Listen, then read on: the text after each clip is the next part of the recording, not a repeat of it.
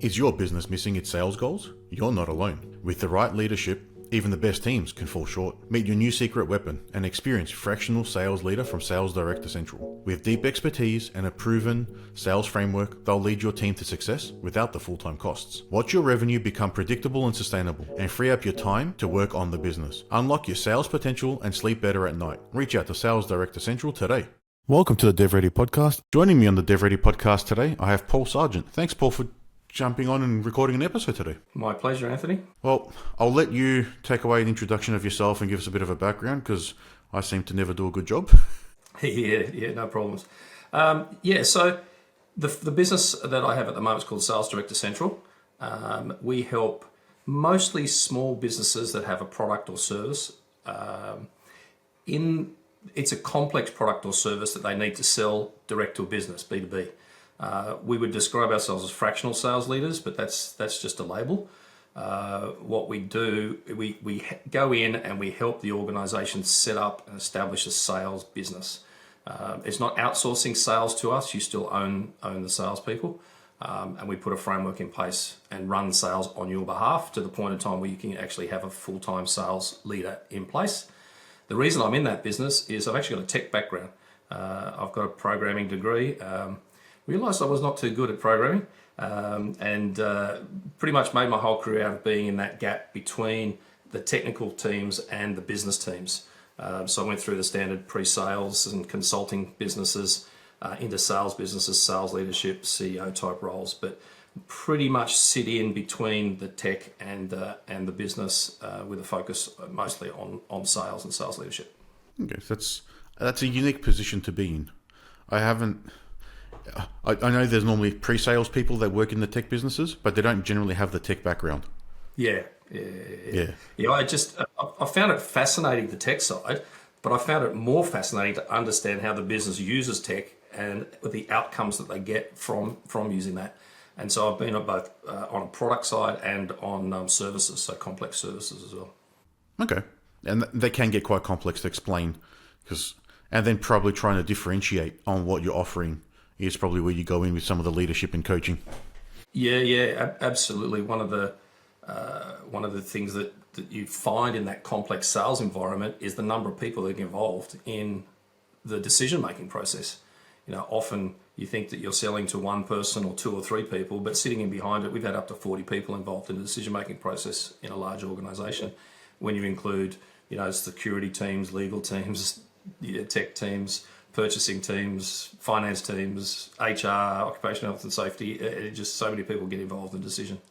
Yeah, it's once you get to those larger, more complex products, and then you're going to enterprise deals. We've had contracts that have been floating around for 6 months plus, trying to get things across the line. It's very rare to have things move very quickly. As you said, there's so many layers involved, and everyone wants to have their 2 cents thrown in. Yeah, that's right. And one of the things that you notice, I don't know if you notice it in those complex sales, is that they go quickly at the start and slow at the end. Yep, that's exactly how it is. And the reason is, the way that we sell is that we do all the work at the start and we're asking them to do all the work at the end. Yeah, okay, that makes sense. It's them pushing it through, talking to the right people, getting the right approval, going up the chain. That whole internal sales process, right? How do I get it through my own business? And we're asking them to do a lot of work, and it does slow down. And we're constantly talking to our clients about looking at what the buying process is, not what your selling process is. True, because if you can match your process to their buying process, and you can fit those pieces together better, it's obviously going to move faster. So that's a little nugget there that it just makes sense once you say it out loud. Yeah, that's right. Yeah. There's no rocket science involved in what we do. It's mostly common sense. Yeah. So just a little bit of background from myself, just so you're aware of as to what level I have an understanding of sales processes and things. So then we can have a better conversation. Yep. I've been running the business for 16 years with my business partner. We started when we were in uni, so no formal training of anything to do with business or sales. We've had to just learn how to wear all the hats as we go. Yep. We're in your position. Can code if I need to, yep. But I'm also one of the salespeople in the business, pushing things out and explaining the processes and convincing people that we know what we do. We know what we know, and we know how to do it. Yeah, okay. Yeah, so when you come into an organization like ours or another business, what sort of processes do you go into to then be able to set them up to have that sales structure? Yeah. The first thing that we do is what we call a blueprint. And as part of the blueprint, we've got a 75-point checklist that basically measures the sales DNA of your business. And the framework that we put in, that we look at, guides us about where the gaps are. And so we interview key stakeholders, the founders of the business, the owners of the business, the executive team, the salespeople and the sales team, sometimes cross into marketing because that has an impact on sales as well. We look at proposals, presentations, sales meetings. So we go quite deep in being embedded in your organization. So we're actually in your organization for somewhere between 6 and 12 months. And so that initial month is where the bonding happens, if you like, where we really get in-depth knowledge of your business and we start to then make those corrections, if you like, and start to implement the framework. And think of the framework as when you go through the development process, you've got a development framework. So everybody is on the same page with what has to happen with dev. Like we've got a stand-up meeting here, we've got the user stories, the epics, all that sort of stuff. Everyone's talking the same language, and you know how to develop a piece of software from the initial, ideation piece all the way through to deploying it and maintaining it. That's a complete development framework. When you think about sales, you don't have that. You might have a sales process that's been mapped into the CRM, but that only tells you about what happens when you've got a lead to try and win it. What are all the other things that happen in the sales business, that in a sales function, that need to happen? So that's the framework we put in, everything from the planning that has to happen, in commission plans, in how do we hold people accountable, what are the KPIs that we're going to look at, how are we going to run our meetings, and all the way through everything that you could imagine would happen as a sales function, a sales business unit. So not just the sales process. Okay, because I think when most people think sales, it's just how do we get people paying for whatever we're trying to sell? And then it's how does that map to a pipeline in a CRM, really, which is what are the stages I need to consider and then to try and marketing something is sold. That's right. And often that's what's happening is as a sales rep, we're quite goal driven. And so we set up a CRM and our goal is to get as far through that sales process as we possibly can. And you're shoving proposals out the door just so you can tick a box that I've got a proposal to them, when at that point in time they might not even need a proposal or want a proposal, but you send it out the door. And that's one of the things we look at is what's your sales process compared to the buying process, which I've mentioned, but also what are we measuring? Because if you tell a sales rep, I'm going to measure how many proposals you send out the door, guess what? You get lots of proposals go out the door. But if you measure a sales rep on how many proposals have you sent out the door where the customer or the prospect has asked for a proposal, that's a different metric. Yes, it is. A bit more specific, a bit more useful probably. That's right. So a big habit in sales teams is we measure any activity, and so reps just are busy for the sake of being busy, whereas we want them to be busy on the right sort of activity. Yeah, we've got a client, it's sort of like in the culture coach, and his statement is busier than normal, but it's, are you spending your time on the right things? Like you said, so if you're asking them to just send out proposals, they'll just be sending a proposal to anyone that talks to them.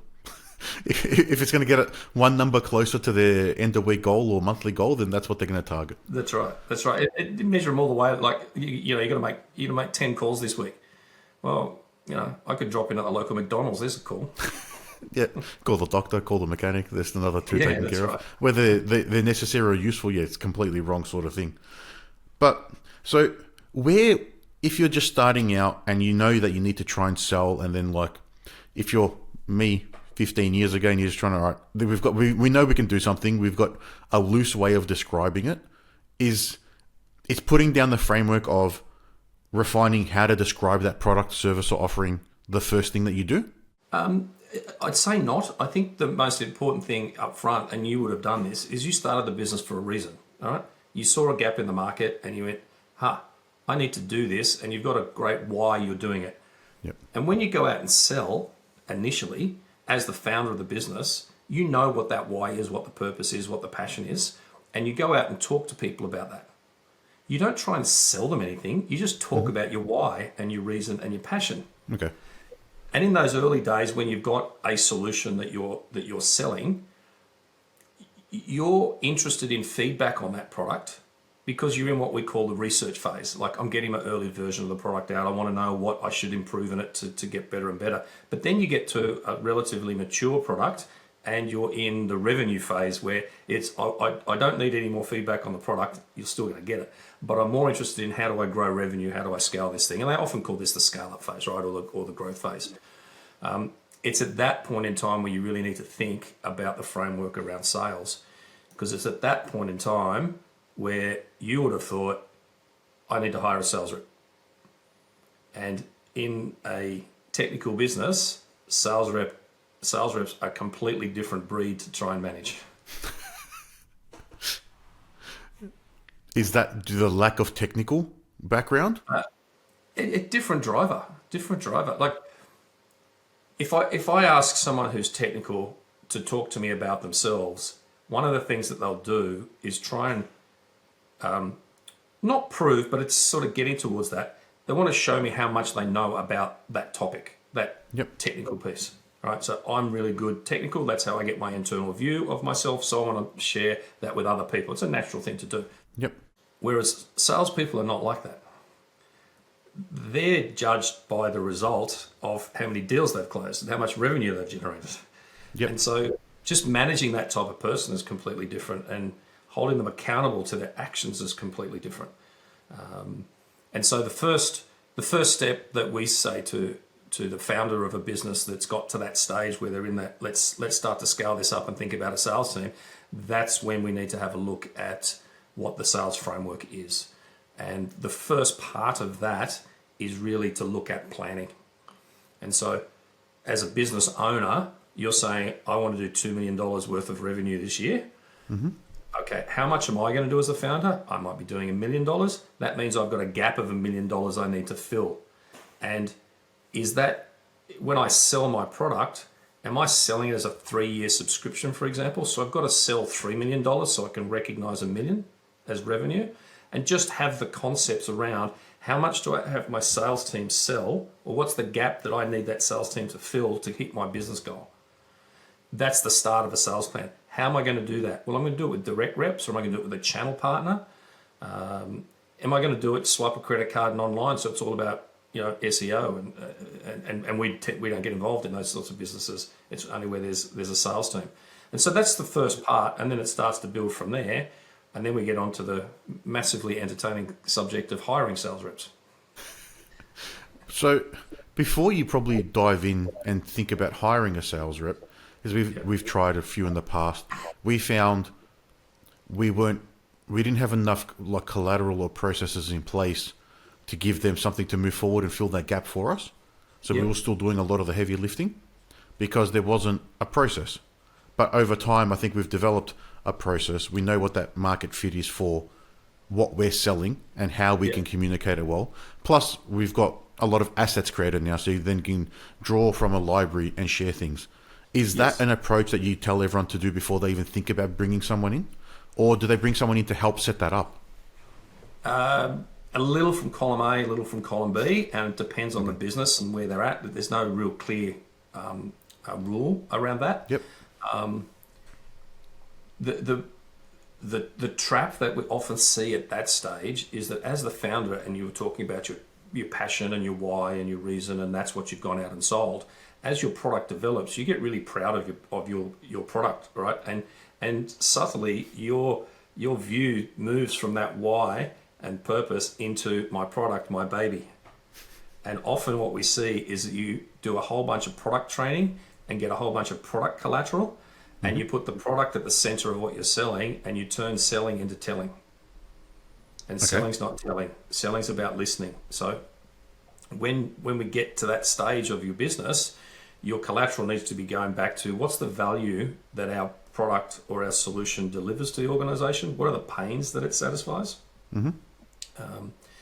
And what's the why? What's the reason? And so how do we have a collateral to reflect that? Not a bunch of feature functions that are in the product. That stuff's there. It's good. It's helpful. Like, does it come in green? Yes, it does. But if you go into a feature function cell, the first thing people are talking about is comparing you to others, and it becomes a price conversation for the features and functions they get.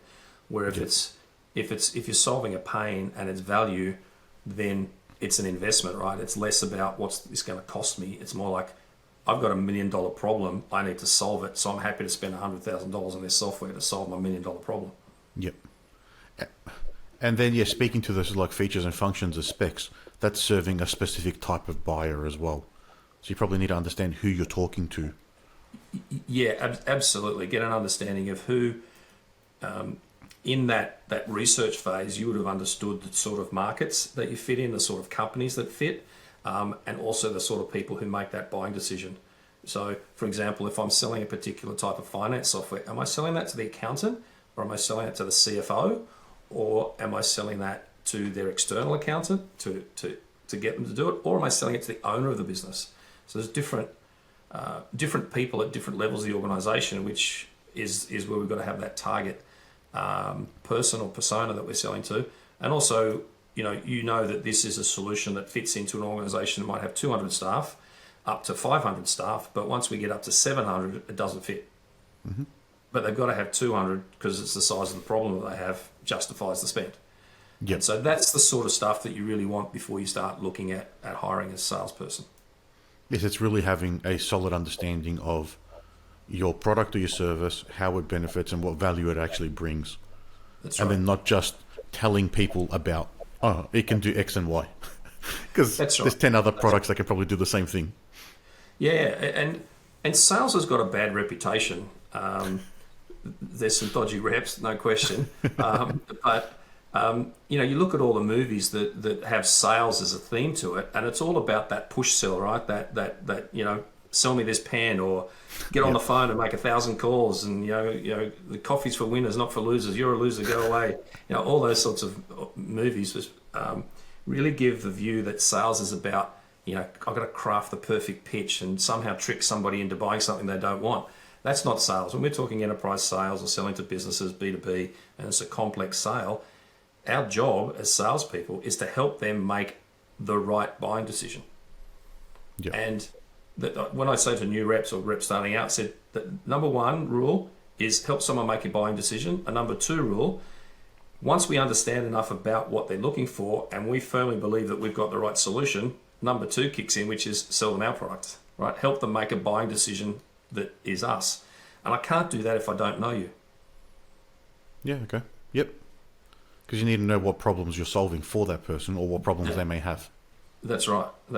And the whole product push, I've got all these features and functions. The first thing I want to do is talk to you about my product because I'm so proud of my product. It's like going to a social function and pulling out baby photos and saying, look at my baby. You're not going to have many social engagements if you just show people pictures of your baby all the time. Yep. And it's the same with people that have built a product. They go, I've got this great product, you should buy it. And it's like, no, let's find out a little bit about you first. Yeah, okay. So it's not... I'm not sure how to word it. So it's not just pushing it in someone's face. That's right. It's helping them make a buying decision, right? So, there are ways about going about sales that makes it easier.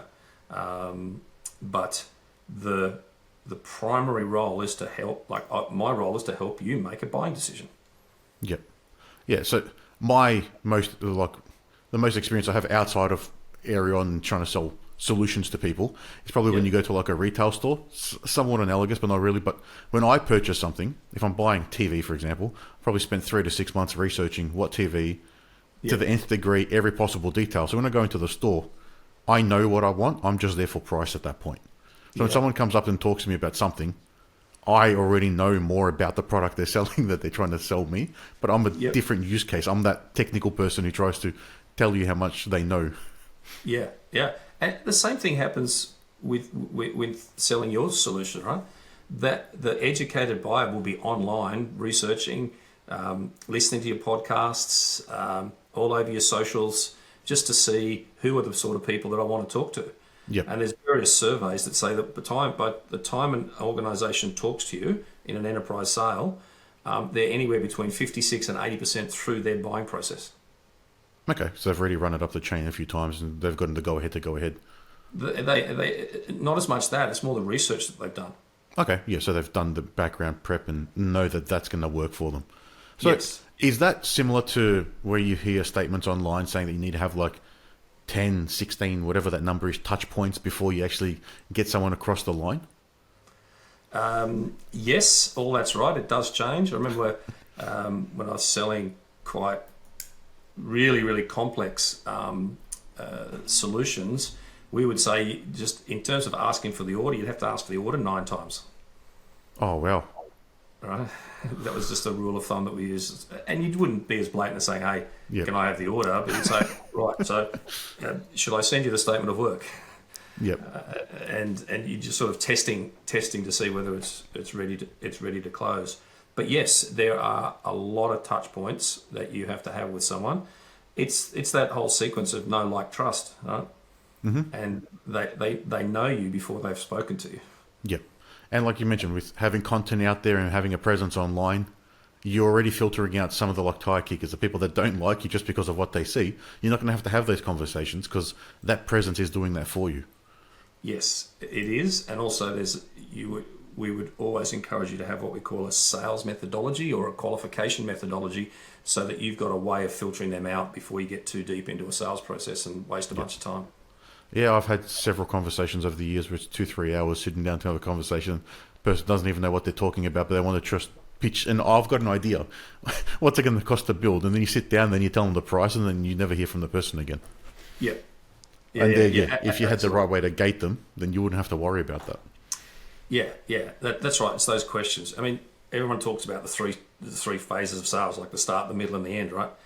At the start, it's all about getting to the point where the prospect is saying in their mind, or even directly to you, yeah, you understand me, you get me. That at that point in time, you've earned the right to talk to them about your solution, which is the middle bit. And so a lot of people go in and start talking about the solution straight away, but you haven't actually earned the right yet. Yep. And so when the prospect gets to the point and they're acknowledging it, yeah, this person understands me, then I can talk about my solution. And then when they start asking questions at the end, that often people will call them closing questions, like, okay, how much does this cost? That can be up front because that's budget, but then at the back it's what's the investment? Can I see your statement of work? Can I talk to reference customers? Things like that. That's an indication that they're telling you, I now understand your solution. I understand that solution solves my problems. Now I'm ready to talk turkey and get this thing closed. Okay. It's very methodical. Yeah. So it's human behavior, right? Yeah, it is. You just have to frame it that way. I'm more technical, so I think of things in steps and processes and algorithms. So I don't. Yeah. I never stop to think of it from the other viewpoint. Yeah, from the buyer's perspective, right? And so when you're the buyer and you're buying that fridge, you've done your research and you go in, you want to talk to somebody who's only showing you those sorts of fridges that you want. Like, I want the double door, I want the freezer on the left, I want this on the right, I want the water fountain on the outside, those sorts of things. And if they're just showing you those fridges, in your mind you go, hey, this guy gets me. This person gets me. It's meeting your needs effectively at that point and showing you your options. Yep, and you might go through and look for six or seven fridges in the place, narrow it down to 2 or 3, get there, and then the questions you start asking about is, are they in stock? Can I get it delivered tomorrow? All those sorts of questions, which the salesperson is then going, okay, they've made a decision, they're happy, they've got a solution, they're now looking at other factors that are important. Yep. Yeah, that all makes sense. So then, if you're in an organization, you've gone to the point where you've done your research, you know who your customer is, how you're talking to them. You've gone through that point where you can actually sell, and you say, if you're looking for that 2 million target, you can consistently hit the million on your own, and you're looking to bring in the salesperson. What are the sort of steps you need to do to then be able to support them to come in? And what do you need to have in place? Because there's no point bringing them in too early if you're not ready. That's a great question. We often see the sales rep, they're going to be riding in on the white horse and solve all my problems because I've now hired a sales rep, and then you just leave them to fail. And so the sales rep does need a lot of support to be successful. So when we do that upfront blueprint and look at the sales DNA, a sales rep will often, in their interviewing, be trying to figure that out themselves. What's the sales DNA of your business? So it's, okay, first time I'm going in, have I got pre-sales support? Okay, who's going to be my pre-sales person? That might be you. So I'm going to support you. You take me into the deals at the right time. We'll do that 4-legged call. And so you need to be really clear with them what their territory is, what their target is, what their commission plan is, and then how you're going to onboard them. And so the onboarding, yes, there does need to be some product training in there, but that's not the be all and end all. It really does need to be about that. How do our buyers buy? How are we going to go out to market? Where are our leads coming from? And it's the type of rep that you want. So I want this rep to go out and get new business, so entirely new customers. Or I've got quite a good base and you might still be focused on those new customers, and this might be a rep that you're bringing in to try and get revenue out of your existing customers. Okay. And so just understanding what type of rep that you want, and your funnel will tell you.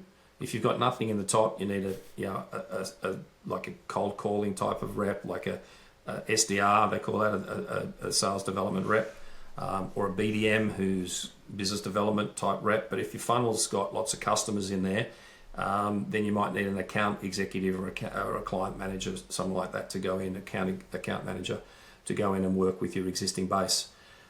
So just understanding that. Also looking in the right place for a sales rep. A lot of people look in the wrong place and look for the wrong things. Salespeople are pretty good at interviewing. Well, they can sell. The worst performing reps interview often the best because they get the most practice out of it. Okay.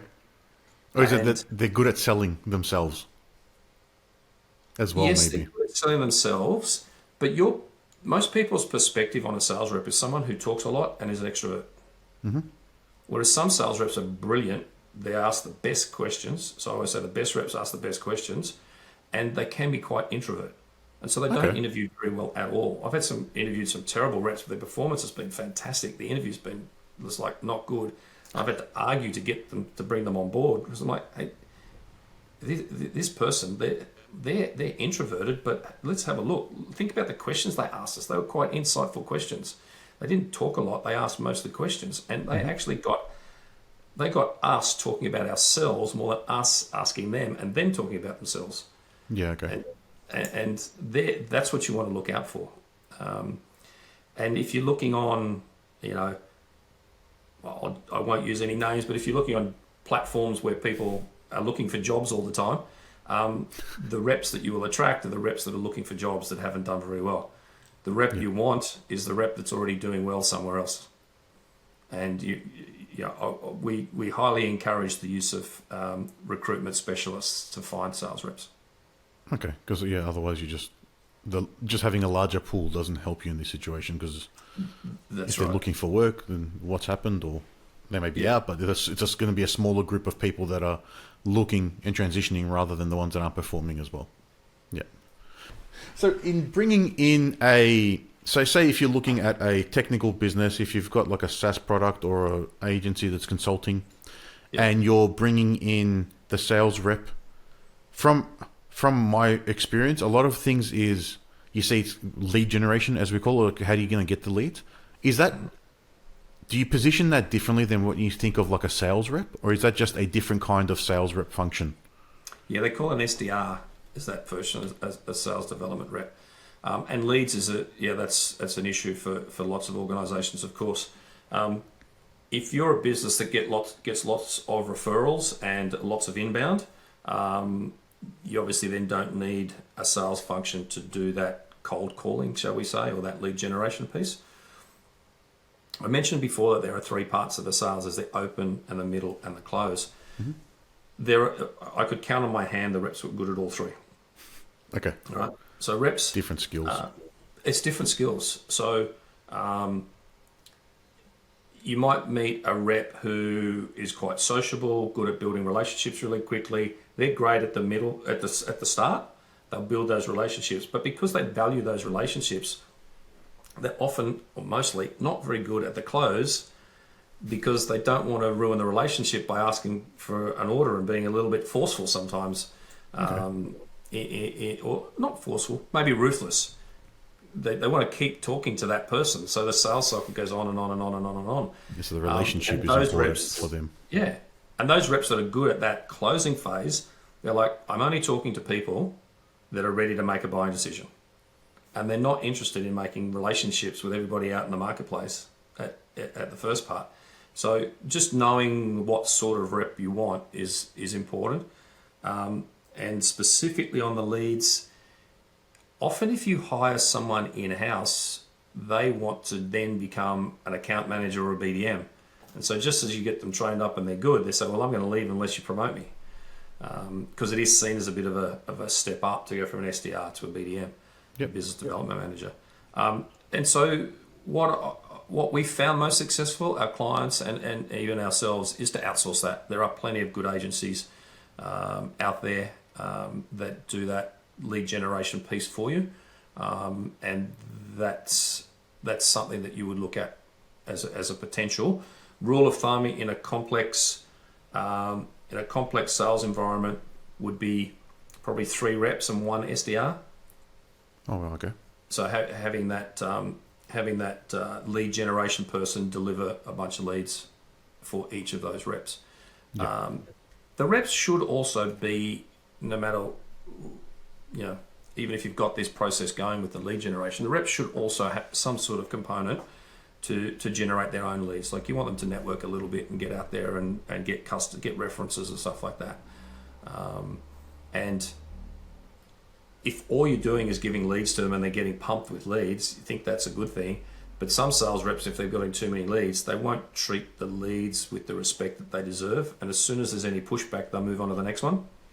Okay, it's just too hard basket, and there's plenty of fruit there, so just throw that aside.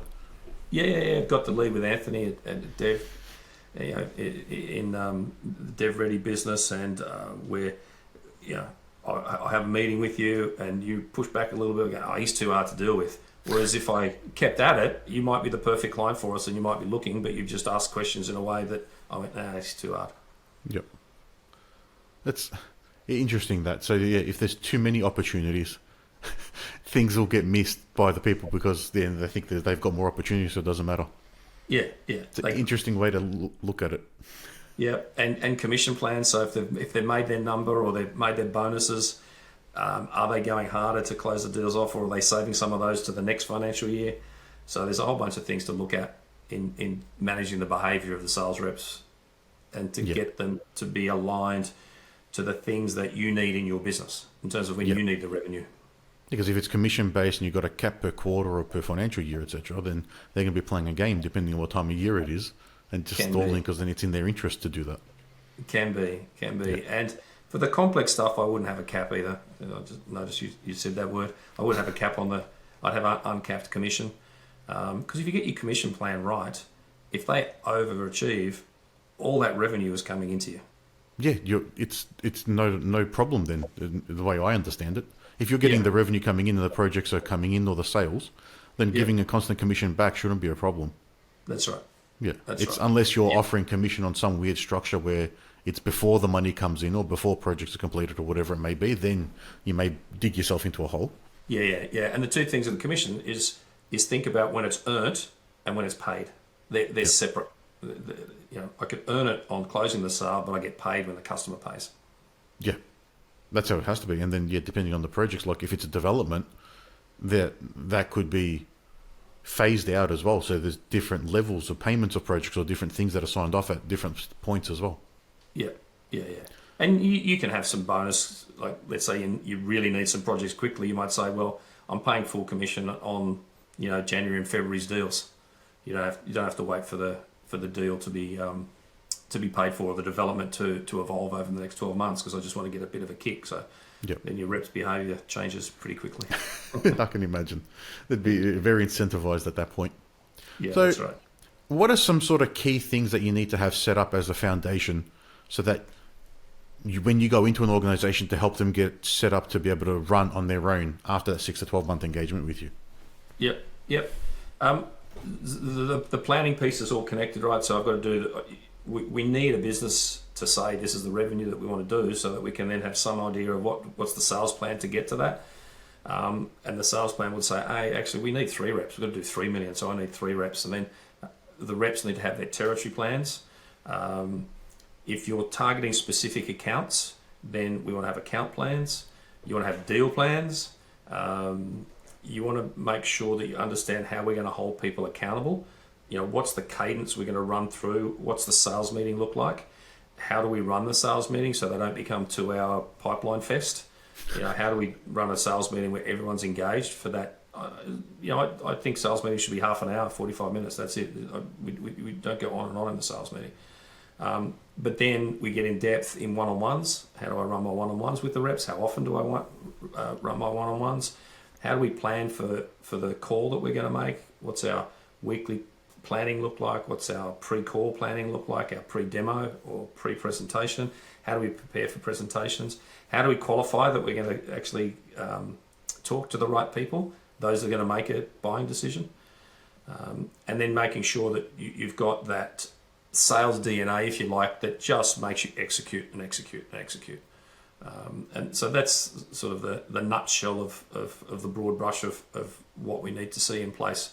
And what we leave the business with is all of those processes. We've done the mentoring, we've done the training, and the templates are there as well. So we deliver the template. So if you don't know how to run a sales meeting, we've got a template how to run a sales meeting.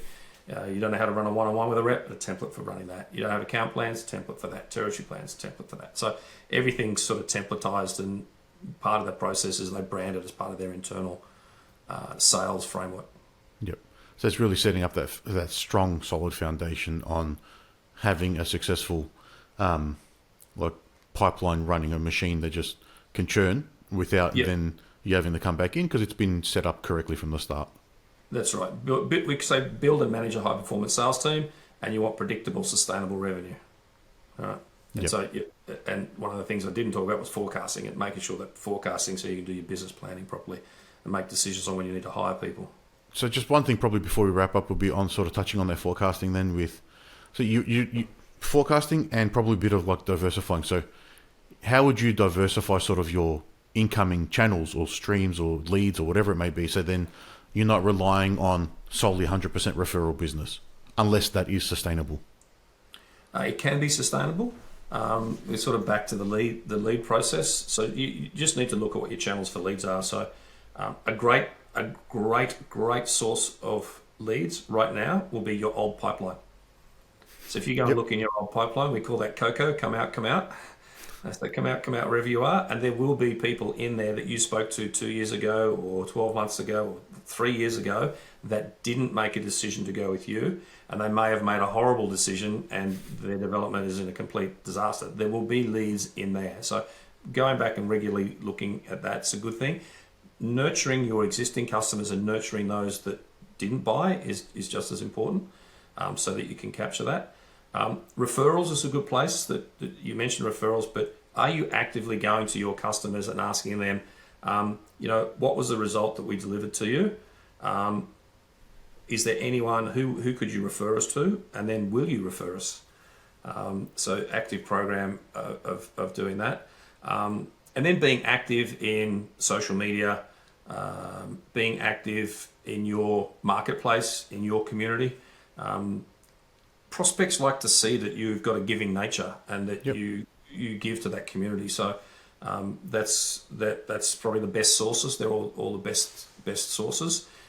Hopefully you get some inbounds from your website, and that your either outsourced or in-sourced SDR is driving leads.